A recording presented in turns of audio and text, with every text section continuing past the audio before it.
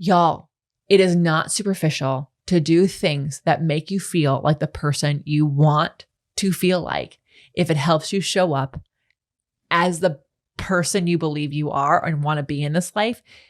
It's not harmful to other people, so why does it matter? Welcome to the Be It Till You See It podcast, where we talk about taking messy action knowing that perfect is boring. I'm Lesley Logan, Pilates instructor and fitness business coach. I've trained thousands of people around the world, and the number one thing I see stopping people from achieving anything is self-doubt. My friends, action brings clarity, and it's the antidote to fear. Each week, my guests will bring bold, executable, intrinsic, and targeted steps that you can use to put yourself first and be it till you see it. It's a practice, not a perfect. Let's get started. Welcome back to the Be It Till You See It interview recap, where my co-host in life, Brad, and I are going to dig into the transformative convo I have with Jessica Papineau in our last episode. If you haven't yet listened to that interview, feel free to pause us now, go back and listen to that one, and then come back and join us. Do it. Or just listen to this one and then go listen to that one. But you're going to listen to both because you are a Be It Till You See It listener and you listen to everything. What a transformative combo. I mean, really inspiring, amazing. Not only is she a sweetheart, she's also a badass. She's a badass. Yeah. Her app is probably out as we speak. So like, she has, I love that this is right after like Monica Linda.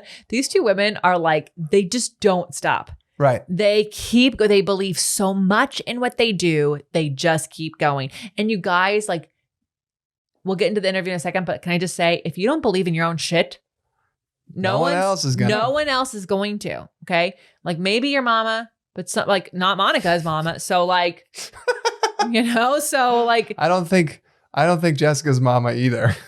Yeah, no, actually. So no, probably not your mama. Probably not your mama. No offense to the moms out there. Cause there's some really epic, like evolved moms listening to the show, but like the older moms. Anyways, today is January 18th, 2024, and it's National Gourmet Coffee Day. That's right. National Gourmet Coffee Day is celebrated on the 18th every year. While all kinds of coffee are what dreams are made of, gourmet coffee is something exceptional. And the quality and consistency of gourmet coffee are distinct from your regular cup of joe, and the secret lies in its beans and creations. Can we just say, there is some gourmet coffee that is out of my price range, and we experienced that in Singapore. When we were in Singapore, we went to Bacha. And I was like, finally, it's open. We're going to go. We've been watching this place being built for years, you guys. It was being built before the pandemic. It was being built out of the pandemic.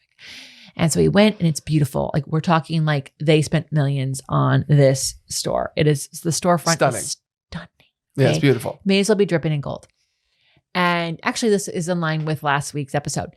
Not only is their decor stunning and luxury, it matches their prices. I was like, oh, what non-dairy milks do you have? And they said, we don't have milk here. And so that's how gourmet their coffee is. There's no milk. There's no milk. And the coffee was $100 for a cup of coffee. The most expensive cup of coffee was $142 Singapore. Yes. Which is like more than $100 US. Yes. And then there was another cup that was 80 something. And the lowest was still like 50. And it wasn't even like it's drawing a blank on it right now, but what's the one? Drip? No. The one where they poop it out. Oh, the pooping one was the $80 one. No, that was $132. That wasn't the most expensive. $142 was something else. And it was like grown with wine like stems. I don't remember. Anyway, yeah. Mind blown.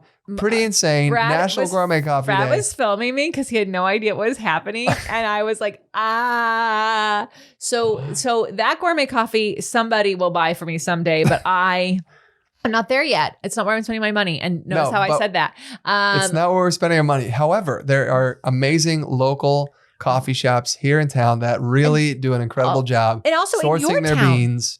And I'm sure there are similar places near you. So I'm going to shout out to our favorite gourmet coffee places in Las Vegas. They haven't asked and they're not sponsoring, but we can talk about it. Bungalow Coffee is where I like to work. Vesta Coffee, our neighbors own that one. We've talked about them before, and they just opened their 4th location. Yes. 3rd and 4th location. Yep. And Mothership Coffee which is where we actually get our beans to make our coffee at home. Absolutely. So go support a gourmet coffee place in your neighborhood, because you want to know something, you guys? You want to know something? Your locally owned coffee shops, actually, that money, almost all of it goes actually back into the community, because the people that they hire live in the community, and the money that is made usually goes back into it. So go support your locally owned coffee shops. Do it. Okay, before we get into Jessica's interview, Elevate starts in like 2 weeks. Wow. I know, round 4. I'm so excited. These women are just epic. So yeah, kicking ass. If you are a Pilates teacher who is interested in mentorship with me, you can see if there's spots left in 2024. Once this kicks off, that's over. And it will be only 2025. But we already have like more than half the spots reserved for 2025. So you don't want to wait to reserve your spot. Yeah, do not wait. If you want to find out what's right for you, you can just reach out. Go to lesleylogan.co/elevate and you can get more information. Yep. We are 2 weeks-ish, 3 weeks, I think. 3 weeks away from agency mini number 10. This is for mini 10. Fitness instructors, Pilates instructors, pretty much anyone in the service-based business. Is our 7-day coaching program. Our dog just stretched so cute. So cute.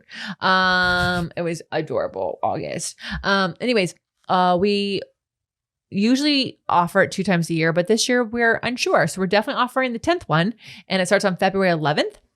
And you want to sign up because you guys, our 7-day coaching program is like $67 or less, depending on when you sign up for it. So just saying.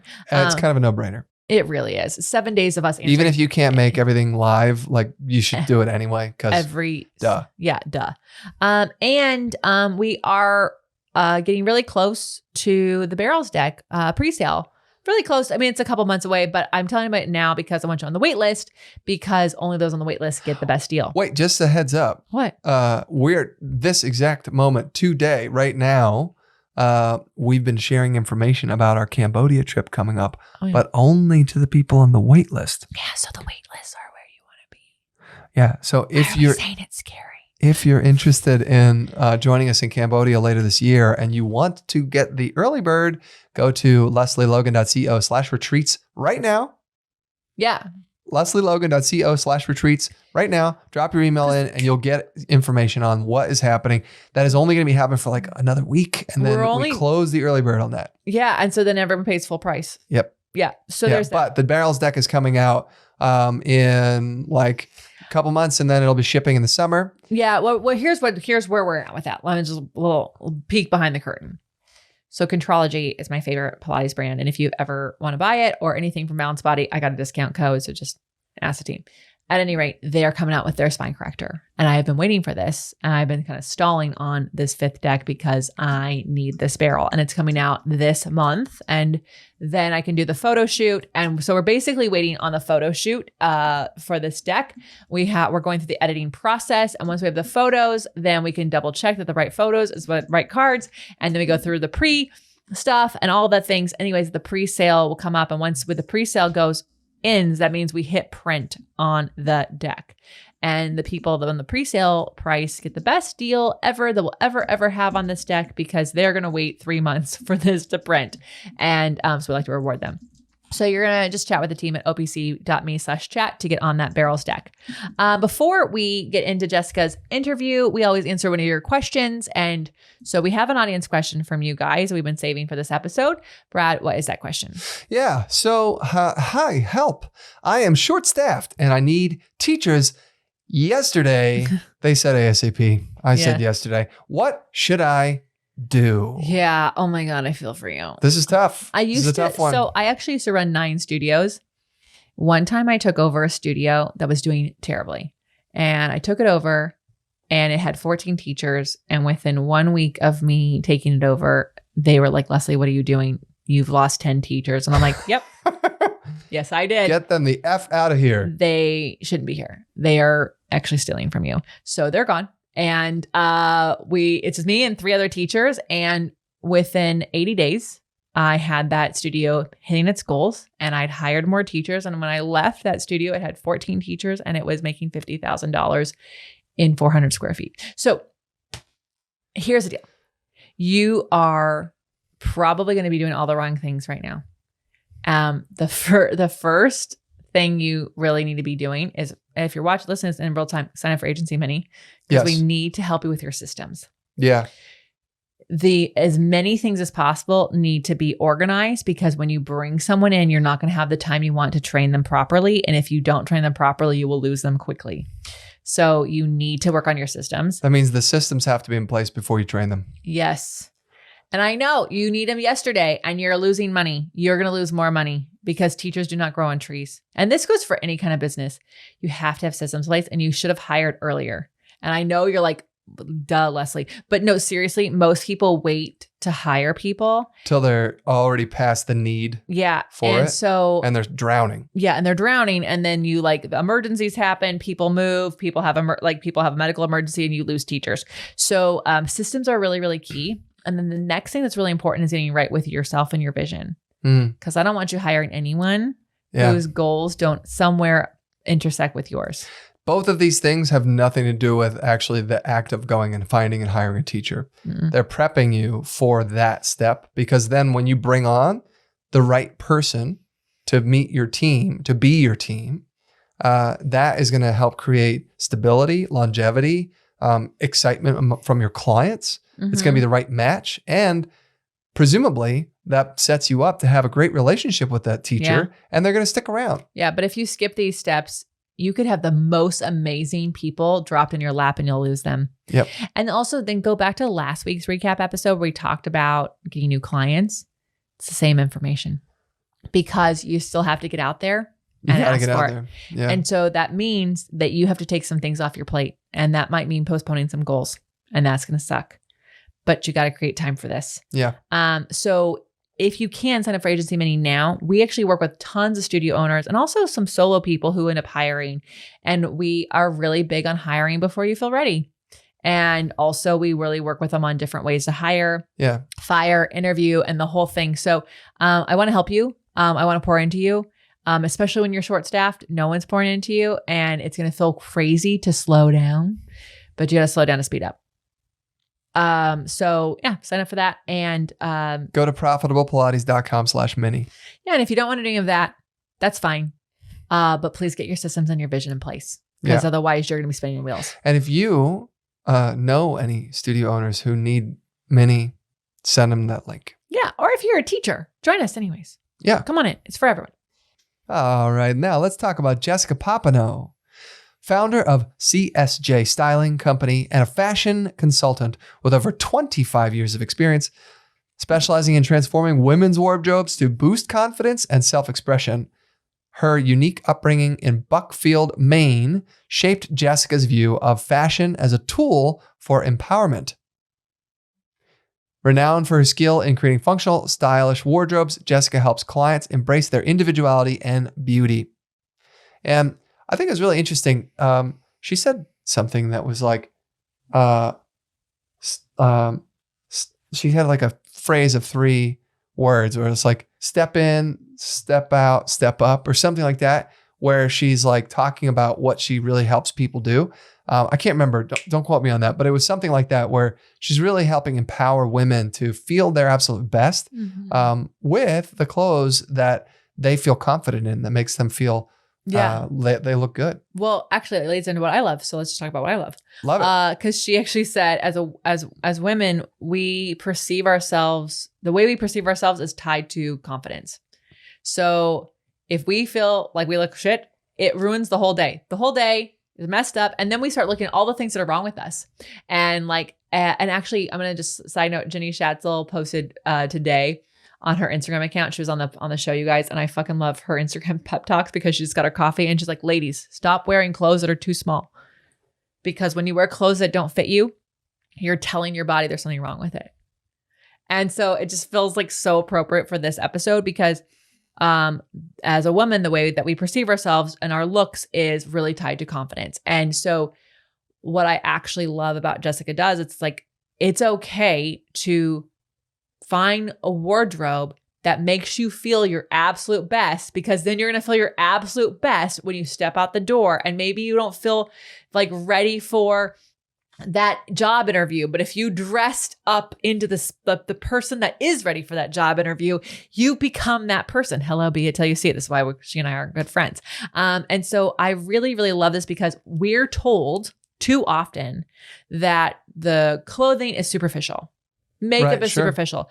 Dr. Celeste Holbrook talked about what do you mean you're getting your eyelashes done? Like why do you even need a haircut? I can cut your hair. And Dr. Celeste Holbrook was talking about like things that we do to prevent harm, right? Perceived harm. Y'all, it is not superficial to do things that make you feel like the person you want to feel like if it helps you show up as the person you believe you are and want to be in this life.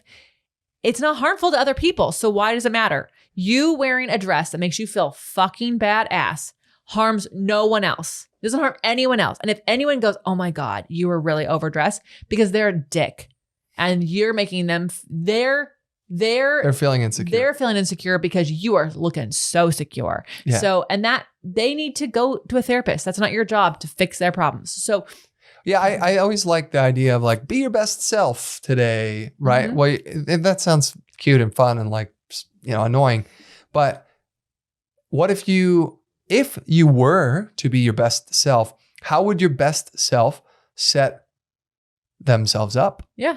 What would the things be that they would do in order to be their best? Yes. Right? Would that be, what if you could scrap your entire morning as it is today and change that? Yeah. What if you could be seen?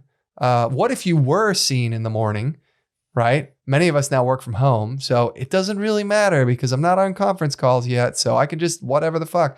It changes the perception of you. You change this perception of yourself based on how you dress. And I know this. Like the other day, I was about to host a webinar, and a couple of hours prior to the webinar, I went and I got ready and changed for the webinar because during my prep time, I wanted to be on it, right? I want to be ready for it. Like I have kind of personally, I have like two wardrobes in my closet. One is I don't give a shit wardrobe. And the other is I want to look good wardrobe, right? And so I totally got up and I just threw on what I normally throw on, which is like whatever, sweatshirt and a t-shirt. Didn't even think about what they actually are. And then shifted that because that changes how I function. Yeah. Well, actually, I love that you brought this up because I also think it's good for people to hear a man talk about it. But we would never expect a marathon runner to be wearing sweatpants and a ratty t-shirt. Right. Marathon runners, if you look at elite marathon runners, y'all, they don't wear a brand new pair of shoes. They wear shoes they've run in before that they've tested out. They're wearing specific shorts so that they don't cause chafing. They actually put on, you guys, they put stuff on their nipples so their nipples don't rub against their shirt too much and bleed. Like there's some weird stuff that happens. And we don't think that's superficial. They dressed for the race they wanted to have. Right. Putting on the outfits that make you feel on the outside what you want to feel on the inside is okay. Yeah. Putting on clothes that make people perceive you on the outside as who you want to be perceived, it's okay because it's a be it till you see it way, and you do show up as your best self. And you know what? You become that person. You're a happier person generally. You're a more confident person. And my goodness, most of you have some badass things you're out there trying to change the world in. Yeah. I want you to feel fucking confident. Yeah. I want you dressing like that person so that you go do the things and change the fucking world you're around. Stop playing small and wearing clothes that like hide your body. She's awesome. Anyways, I can keep going on. I love her. Go listen to the whole episode. What did you love? Well, I found it interesting. She threw out this statistic about the amount of clothes that women typically would wear in their wardrobe, which is about 15% is what they're wearing on a consistent basis, which I don't know. I've never thought about wardrobes, y'all. I've just bought some clothes that look good or don't look good.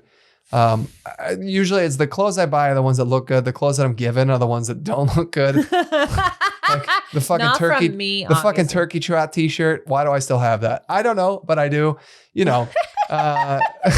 so like, but basically 15% of women wear their wardrobe. Only 15% of the wardrobe is being worn. Sorry.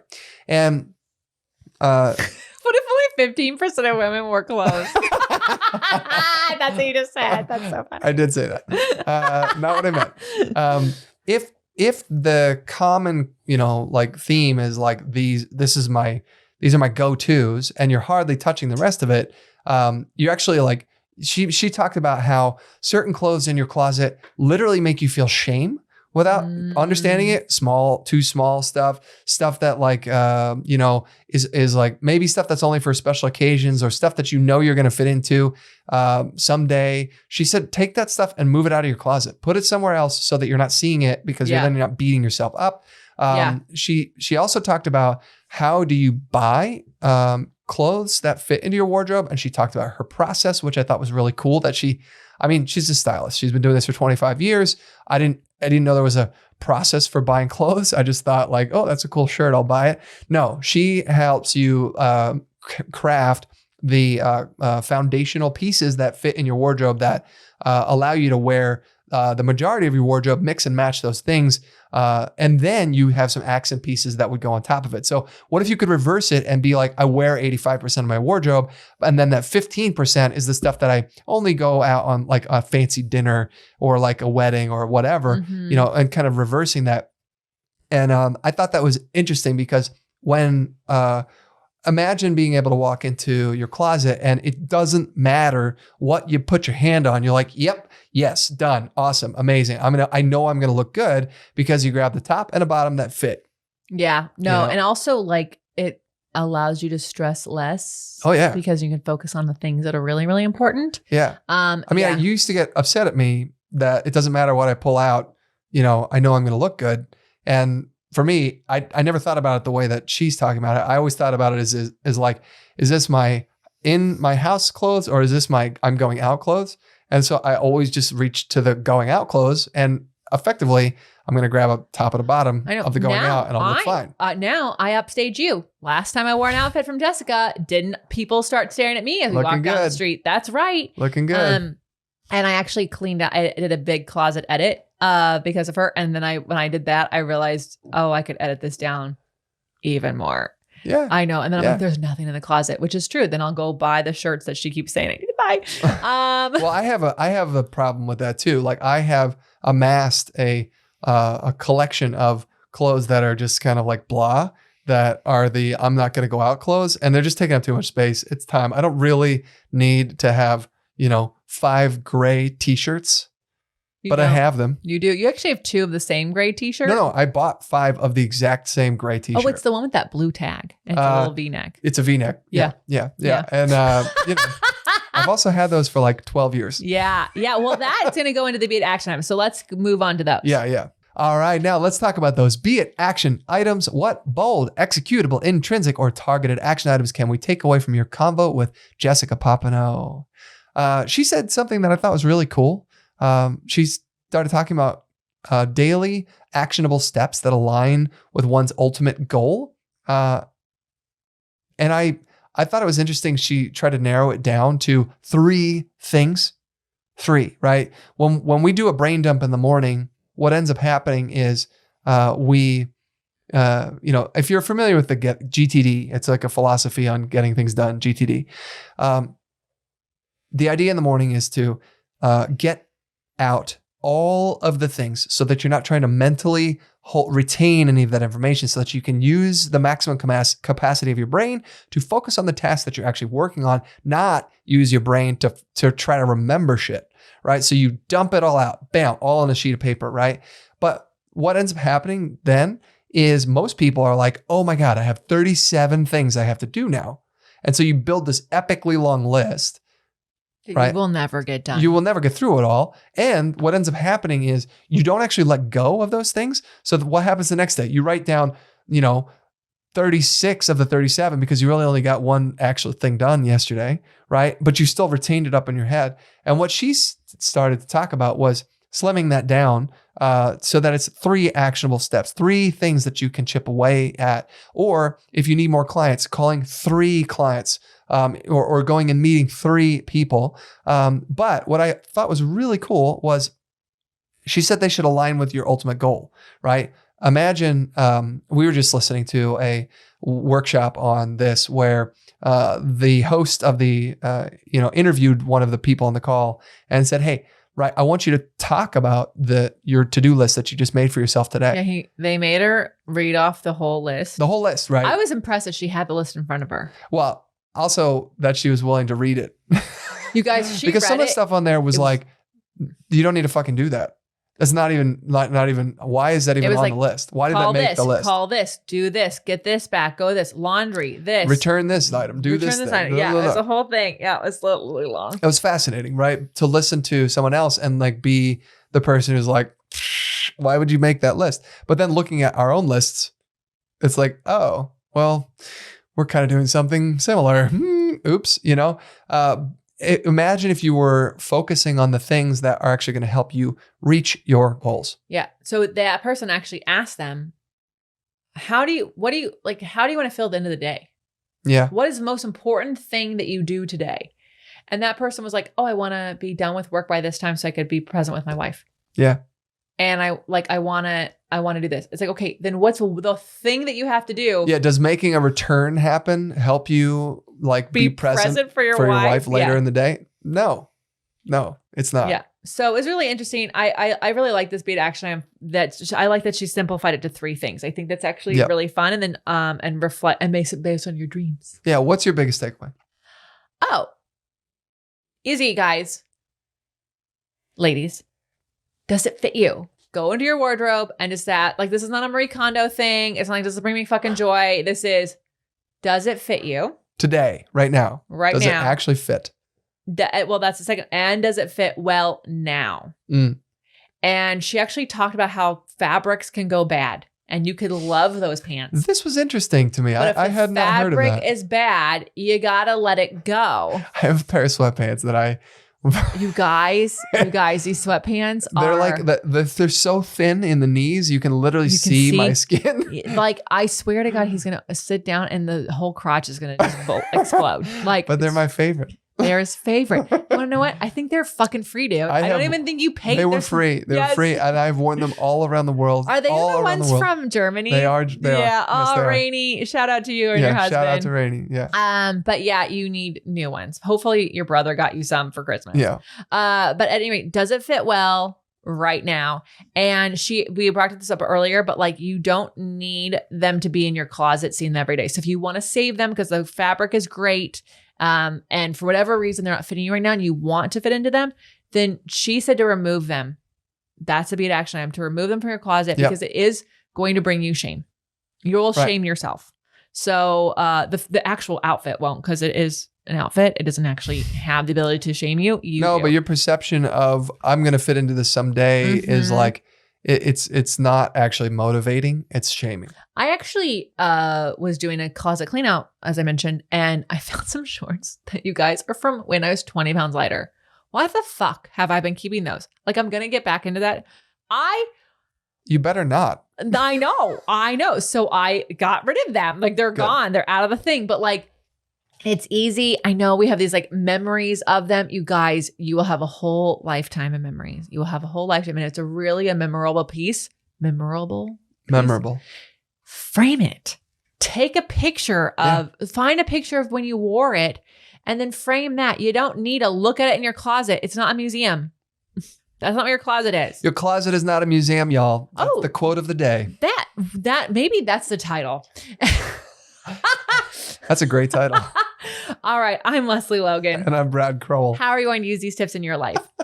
We want you to let us know and tag Jessica Papineau, and also go see what her app's about. And, you'd be surprised. Like, I never thought I could afford a stylist. I'll be completely honest, but like CSJ Styling. Yeah. But actually she's really easy because she has her own boutique. So it's like going to a store where you have a personalized shopper. So check her out. But also, even if you don't shop with her, just go in your closet and do the action items she gave. She gave some very clear things that will save you so much money, and do those, and let us know when you do them, and tag her, tag the Be It Pod. And until next time, be it till you see it. Bye for now. That's all I got for this episode of the Be It Till You See It podcast. One thing that would help both myself and future listeners is for you to rate the show and leave a review, and follow or subscribe for free wherever you listen to your podcast. Also, make sure to introduce yourself over at the Be It Pod on Instagram. I would love to know more about you. Share this episode with whoever you think needs to hear it. Help us and others be it till you see it. Have an awesome day. Be It Till You See It is a production of the Bloom Podcast Network. It's written, filmed, and recorded by your host, Lesley Logan, and me, Brad Kroll. It is produced and edited by the Epic team at Diseño. Our theme music is by Ali at Apex Production Music, and our branding by designer and artist Gianfranco Cioffi. Special thanks to Melissa Solomon for creating our visuals and Samena Velazquez for our transcriptions. Also to Angelina Herrico for adding all the content to our website, and finally to Meredith Crowell for keeping us all on point and on time.